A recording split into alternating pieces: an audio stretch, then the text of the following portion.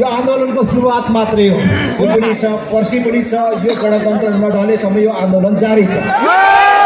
आजको यो जनसागरले नै प्रमाणित गरेको छ कि गणतन्त्र कति कमजोर भएको छ भन्ने कुरा। केपी ओलीले जन्म सङ्ग्रहको घोषणा गर्नुभएको थियो।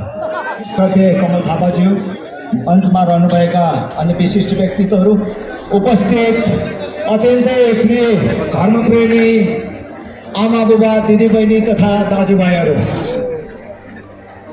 आज म यो आन्दोलनको सुरुवात मात्रै हो, यो कष्ट मात्रै हो। मैले दयाले भने हामीले कुरा सही छौँ। अहिले मैले थप केही कुरा भनिराख्नु पर्दैन। भोलि पनि छ, पर्सि पनि छ।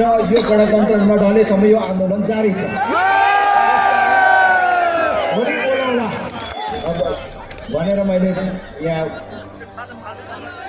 आग्रह गरेको थिएँ, होइन केही कुरा पनि भनिदिनु पर्यो भनेर यहाँ भएपछि अन्य अर्थ लाग्छ भनेपछि मैले माइक्रोफोन समाएको छु। साँच्चै नै आज धेरै कुरा भनिराख्नु पर्दैन। आजको यो जनसागरले नै प्रमाणित गरेको छ कि गणतन्त्र कति कमजोर भएको छ भन्ने कुरा।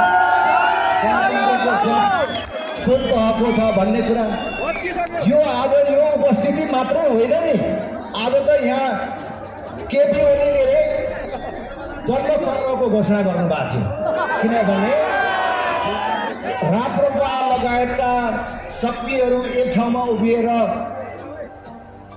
गणतन्त्रको विरुद्धमा आज प्रदर्शन गर्ने भनेर घोषणा गरेपछि उहाँले बडो हुङ्कारका साथ उहाँले पनि घोषणा गर्नुभयो, गणतन्त्रको पक्षधरहरू पनि सडकमा आऊ भनेर भन्नुभयो। देशभरबाट हामीले जसरी कार्यकर्तालाई आह्वान गर्यौँ, उहाँहरूले पनि आह्वान गर्नुभयो होइन त। राज्य शक्ति प्रयोग गरेर मान्छे ल्याएको र गणतन्त्र पक्षको अघिको प्रदर्शन देखिहाल्यो नि होइन।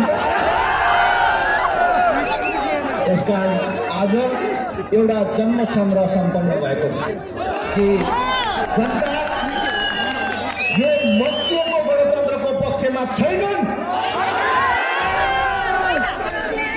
यो प्रमाणित भएको छ। म धेरै कुरा भन्दैन। आज तपाईहरू जो उत्साहका साथ सहभागी हुनुभएको छ, मैले तपाईहरूको हुल बीचमा घुमेर हेर्दाखेरि देखेँ आज राजधानीका थुप्रै स्थानीय बासिन्दाहरू पनि सडकमा आउनु भएको छ।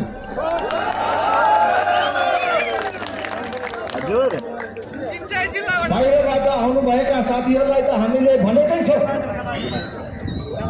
अब यो निरन्तर आन्दोलनमा बस्ने गरी तपाईँहरू आउनुहोस् है भनेर भनेकै छौँ। राजदासलाई पनि म भन्न चाहन्छु, निरन्तर यो आन्दोलनमा तपाईँहरूले दिनुहोला। कुनै एउटा हामी पार्टी अभियान संस्थाहरू मिलेर हामी यो आन्दोलन प्राप्त गऱ्यौँ होला। तर आन्दोलन नेपालको लागि नेपाल जनताले गरेको पहिलो आन्दोलन, आफ्नो जीवनमै देशै कुद्न चाहने, त्यसको हेरेर चाहने सम्पूर्ण नेपालीको साझा आन्दोलन। त्यसकारण म सम्पूर्ण देशवासीहरूलाई यसमा साथ दिन, सहयोग गर्न र सहभागी हुन म हार्दिक अपिल गर्न चाहन्छु। अरू धेरै कुरा फेरि भोलि राख्छु, पर्सि राख्छु। आजलाई तपाईँहरू सबैलाई धेरै धेरै धन्यवाद छ।